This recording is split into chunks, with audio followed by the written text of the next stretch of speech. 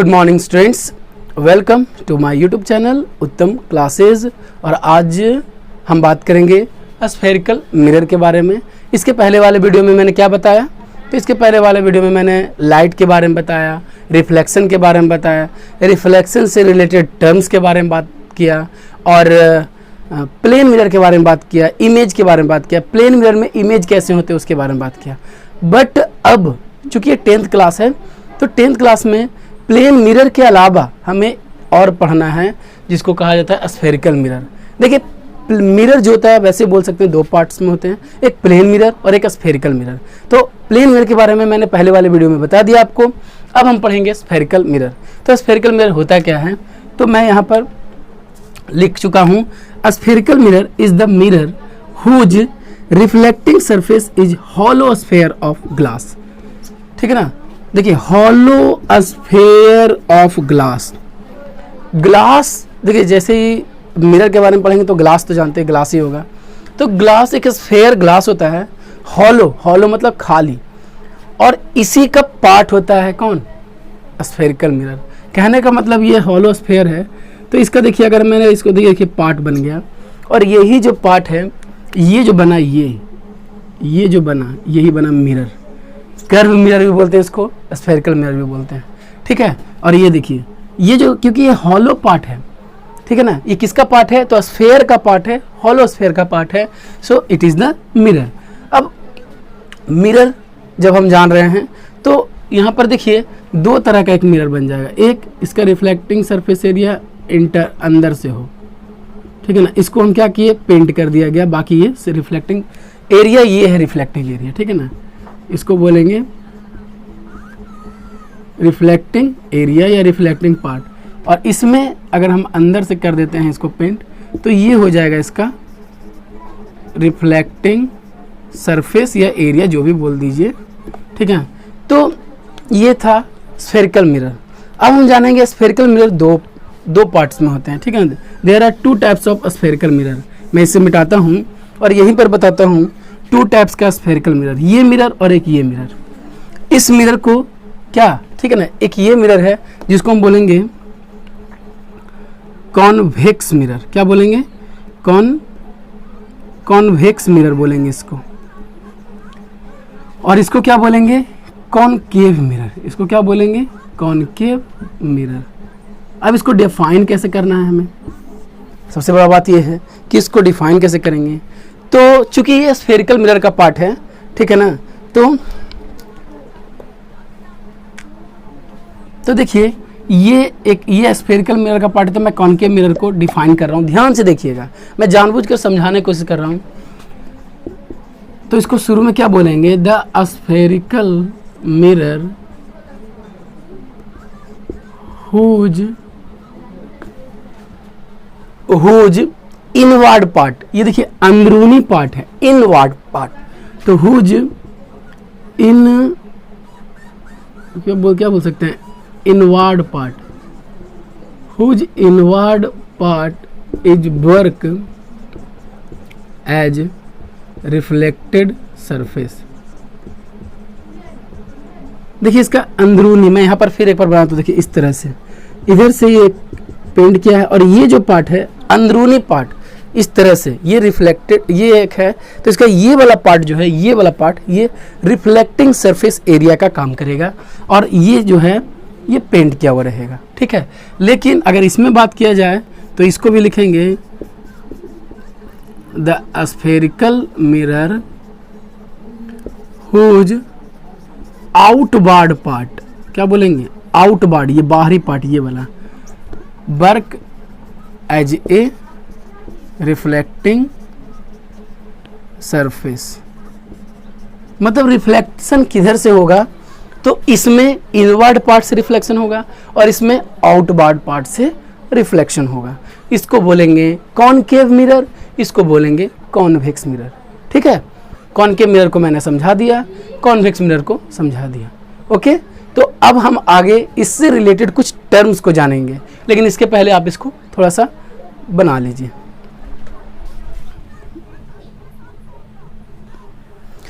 Okay, तो देखिए सबसे पहले हम जानेंगे कि हमें किस किस टर्म के बारे में पढ़ना है, ठीक है ना। तो पहला टर्म है, देखिए सेंटर ऑफ कर्वेचर के बारे में जानना है। ध्यान दीजिएगा, जब मैं वीडियो में आगे बताऊंगा तो अब ध्यान से देखिएगा कौन कौन सा टर्म के बारे में जानना है।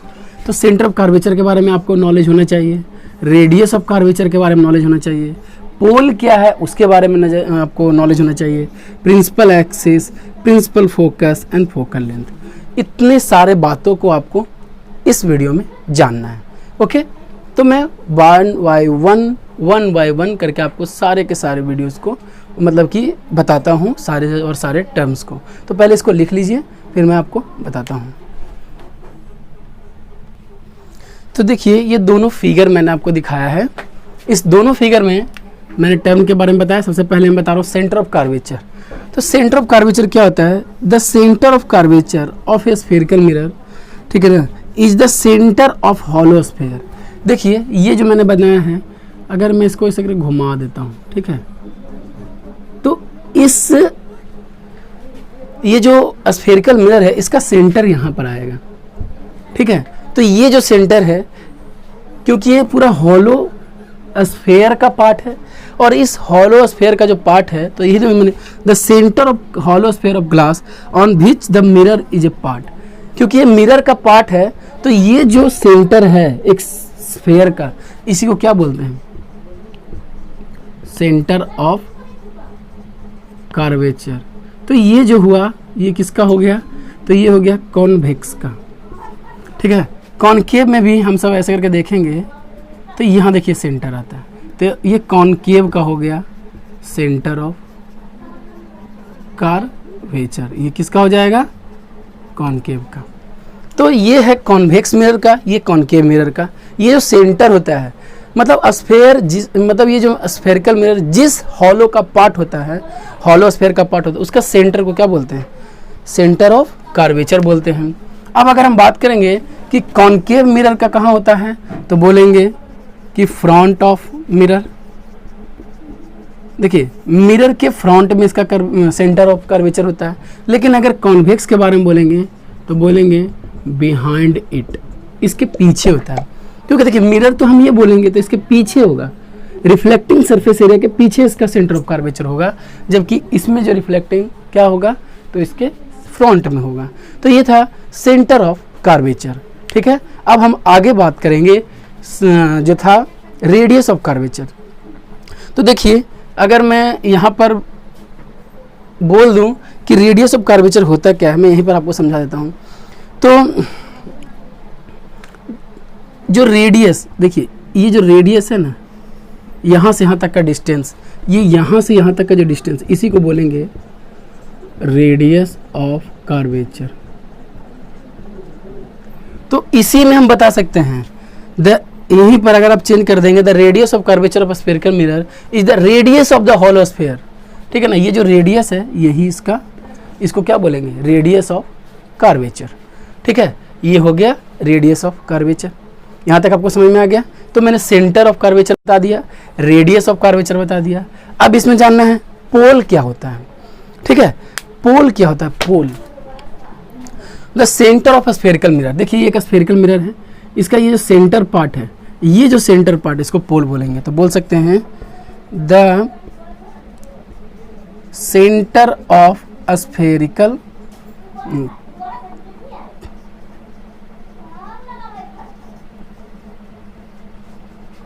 The centre of spherical mirror is called pole. देखिए ये pole, centre of curvature, radius of curvature आगे बहुत ज़्यादा इंपॉर्टेंट होने वाला है, ठीक है ना। तो ये पोल हुआ, ये रेडियस है ना, सॉरी ये जो मिरर है, मिरर का जो बीच वाला पार्ट होगा, सेंटर पार्ट होगा, मिरर का सेंटर वाला पार्ट, ठीक है ना। हॉलो स्फीयर का सेंटर वाला पार्ट तो सेंटर ऑफ कर्वेचर कहलाएगा, लेकिन मिरर का सेंटर पार्ट क्या कहलाएगा? पोल कहलाएगा, ठीक है। तो इतना आपको समझ में आ गया होगा, ठीक है। अब हम बात करेंगे आगे प्रिंसिपल एक्सिस के बारे में। पहले इसको आप लिख लीजिए।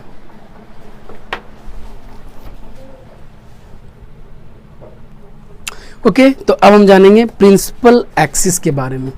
प्रिंसिपल एक्सिस क्या होता है? जो the straight line passing through the centre of curvature and pole of the spherical mirror. Spherical mirror के सेंटर ऑफ कर्वेचर से और पोल ऑफ पोल से, ठीक है ना, पोल और कर्वेचर से सेंटर से जो पास होता है। जैसे देखिए ये मैंने एक क्या बनाया, स्फेरिकल मिरर, और स्फेरिकल मिरर भी कौन सा मिरर बनाया, कॉन्वेक्स मिरर।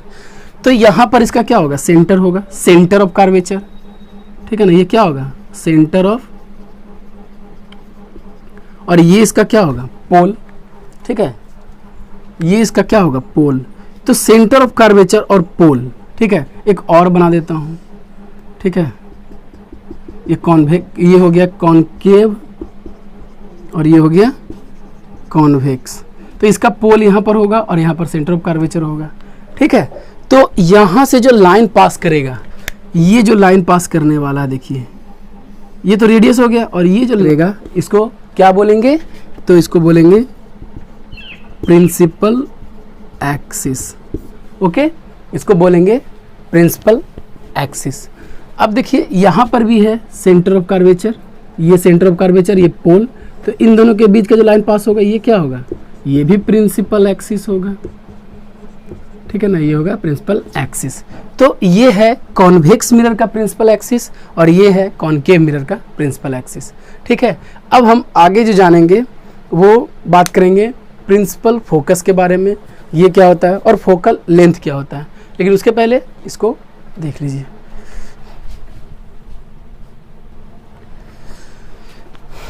तो प्रिंसिपल एक्सिस, प्रिंसिपल फोकस क्या होता है, ठीक है ना। तो हम बारी बारी जानेंगे कॉनकेव मिरर का प्रिंसिपल फोकस क्या होता है और कॉन्वेक्स का क्या होता है। तो देखिए यहाँ पर लिखा हुआ है the point on principal axis. तो पहले हम एक प्रिंसिपल एक्सिस बनाते हैं, चूँकि कॉनकेव मिरर जान रहे हैं, तो ये कॉनकेव मिरर का प्रिंसिपल, ये कॉनकेव मिरर हो गया, ठीक है ना, और ये इसका प्रिंसिपल एक्सिस हो जाएगा, ठीक है। तो कहा जा रहा है कि the point on principal axis, principal axis पर एक ऐसा point which all light ray converge, ठीक है ना, जितने भी लाइट रे कन्वर्ज होते हैं आफ्टर रिफ्लेक्शन, ठीक है ना। मान लेते हैं कि यहाँ से लाइट रे आ रहा है, ठीक है ना, यहाँ से आया और यहाँ से, चूंकि ये पार तो नहीं होगा, सिंपल है, ये रिफ्लेक्शन हुआ, रिफ्लेक्शन के बाद देखिए यहाँ पर एक पॉइंट मिला, प्रिंसिपल एक्सिस पर ये पॉइंट मिला, तो इसी को क्या बोलेंगे, फोकस। क्या बोलेंगे इसको, फोकस। और भी लाइट रे आएगा और यहीं से क्रॉस करेगा फोकस, ठीक है ना, इधर से भी कर सकते हैं, यहीं से जाएगा ये। तो यही प्रिंसिपल एक्सिस ये है प्रिंसिपल एक्सिस। तो प्रिंसिपल एक्सिस पर जो पॉइंट होता है, रिफ्लेक्शन के बाद एक पॉइंट हमें मिलता है, रिफ्लेक्शन के बाद कन्वर्ज होता है। कन्वर्ज का मतलब होता है एक जगह पर मिलना, बहुत से रे, जो एक जगह पर रे बहुत सा मिलता है, इसी को क्या बोलते हैं, प्रिंसिपल फोकस, ओके। और प्रिंसिपल फोकस, ठीक है ना, और इसके बीच, पोल के बीच बोल सकते हैं the distance between pole and focus is called focal length.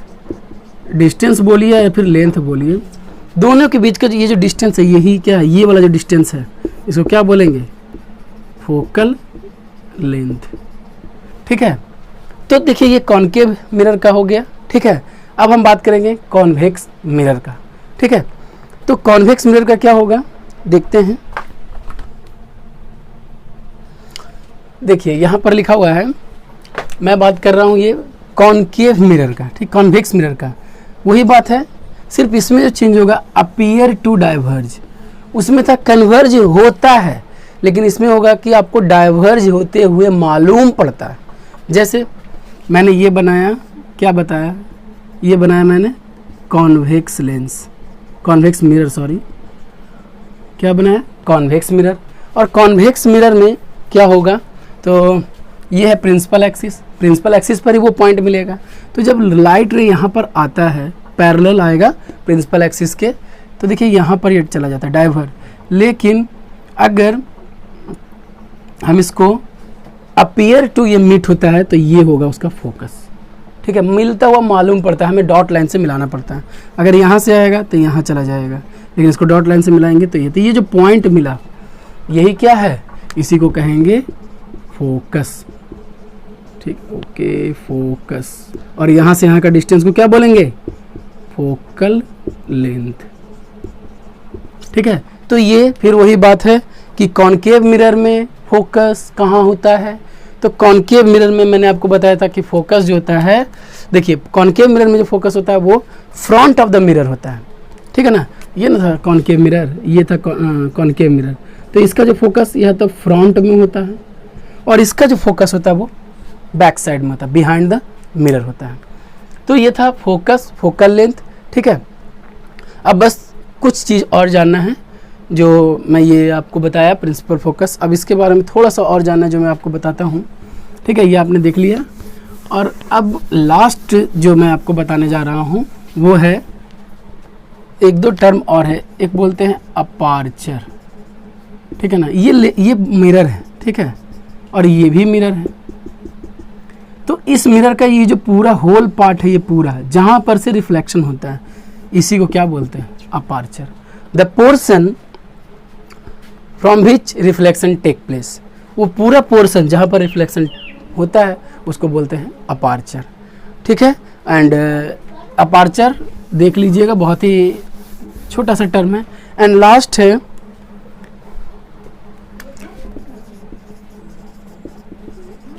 Relation between focal length and radius of curvature. ठीक है, लास्ट है रिलेशन बिटवीन। तो देखिए, जब कॉनकेव या कॉन्वेक्स मिरर में होता है तो इसमें देखिए मैं बताना आपको भूल गया। ठीक है ना, याद रखिएगा, सेंटर ऑफ कर्वेचर को सी से डिनोट करते हैं। सेंटर ऑफ कर्वेचर को सी से करते हैं। ठीक है ना, रेडियस ऑफ कर्वेचर को आर से करते हैं, फोकल लेंथ को एफ से करते हैं। ठीक है, मैं ये बताना भूल गया इस वीडियो में, बट आप देख लीजिएगा, एफ से करते हैं इसको। अगर ये हो गया सेंटर ऑफ कर्वेचर को सी से। ठीक है ना, अगर पोल आ गया तो पोल को करेंगे पी से। ओके, तो सेंटर रेडियस को किससे करते हैं, आर से। ठीक है ना, तो आर जो होता है R equal to 2f। It means radius of curvature is 2 into focal length. ठीक है, ये एक बहुत ही बड़ा आपका न्यूमेरिकल इससे पूछा जाता है। इसको लिख सकते हैं आर इक्वल टू, इसी को लिख सकते हैं F equal to r/2। Radius of curvature जो होता है फोकस का दुगना होता है, या फिर फोकस जो होता है रेडियस का आधा होता है, जैसा कि आप पिक्चर में देख सकते हैं। देखिए, ये एक मैंने फिगर बनाया और यहाँ पर होता है फोकस और यहाँ पर अगर, तो यहाँ से देखिए एक फोकस और दो फोकस, मतलब r जो होगा 2f के बराबर होगा।